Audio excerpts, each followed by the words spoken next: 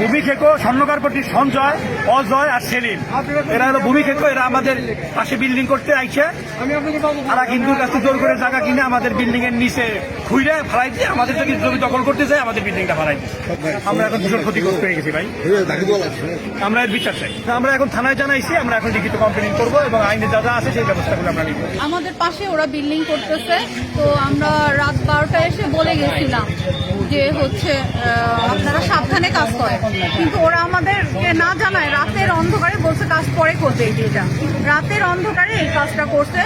ওর নাম হচ্ছে সঞ্জয়, অজয় না আর সেলিম, ওরা হচ্ছে করছে কাজটা রাতের অন্ধকারে। আমাদের 10 কোটি টাকার মাল ছিল বেস্ট বাইতে, আর বিল্ডিং তো দেখতেই পারতেছেন অর্ধেক তিনতলা করা, মানে দোতলা কমপ্লিট অর্ধেক, আর উপরের তিনতলা গাঁথুনি করা। হ্যাঁ 10 কোটির মাল ছিল, আমার মালই ছিল 10 কোটি টাকা, আর ভবনের তো দাম বুঝেনি। আমরা দেখতেছি সকালবেলা আসার পর আমরা দেখতেছি একটু নড়বড়ে অবস্থায় আছে, দেখা যায় একটু হালকা ফাটল ধরছে। আমরা সবাই বের হয়ে গেছি, বের হয়ে যাওয়ার পর আমাদের 2-5 মিনিটের ভিতরে এটা এরকম হয়ে গেছে।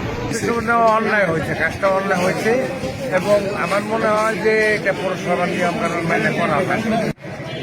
আসার পরে আমরা আইন শৃঙ্খলা পরিস্থিতি স্বাভাবিক রাখার চেষ্টা করছি এবং আইসা দেখছি আমরা কোনো যানের কোনো ক্ষতি হয় নাই, আর বিল্ডিংয়ের ক্ষতি হয়েছে। আইন শৃঙ্খলা পরিস্থিতি স্বাভাবিক আছে, আমাদের পক্ষ থেকে সেফটি এবং সিকিউরিটি দেওয়া।